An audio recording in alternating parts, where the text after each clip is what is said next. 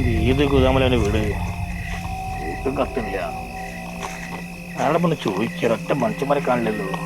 ഇത്ര വല്ലാത്തൊരു കാട്ടിലാണ് ചെന്ന് വിട്ട് ഇവിടെ യേശു ഒന്നും ഇല്ലേക്ക് പഠിച്ച പകലിട്ട് വന്നാ മതി.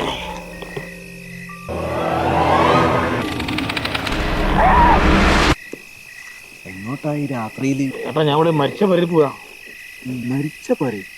മരിച്ച പോരല്ല, ഇവിടെ ദേവി എന്ന് പറഞ്ഞ പെണ്ണുങ്ങൾ മരിച്ചില്ല. അതിന്റെ കമ്പനിക്കാരന്റെ അമ്മയാ.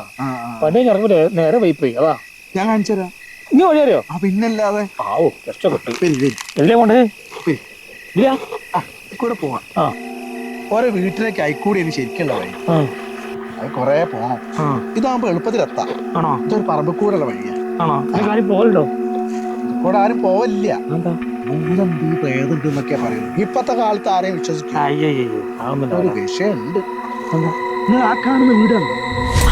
അതേ ഒരു ദിവസം 5 ആൾക്കാരെ വെട്ടിയും വന്നതാ.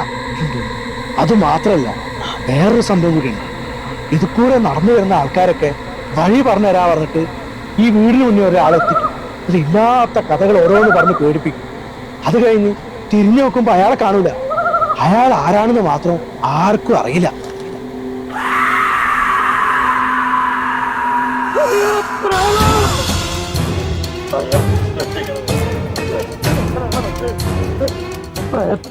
നടന്ന് പഴക്കാലം ബാക്കിലുണ്ടോ? അവൻ്റെ ഏട്ടാ ഒരു മനുഷ്യക്കൊത്തൊക്കെ ഉണ്ടല്ലോ. ചിത്രം ചെയ് പേടിച്ച് തൂരി വരിക. ഒരു പ്രേതനെ കൂട്ടിക്കൊണ്ടേ പേടിപ്പിച്ച്. ഏട്ടാ സമാധാനം ഏട്ടാ. എന്താ മകി വിളിച്ചോളി, മകി വിളിച്ചോളി.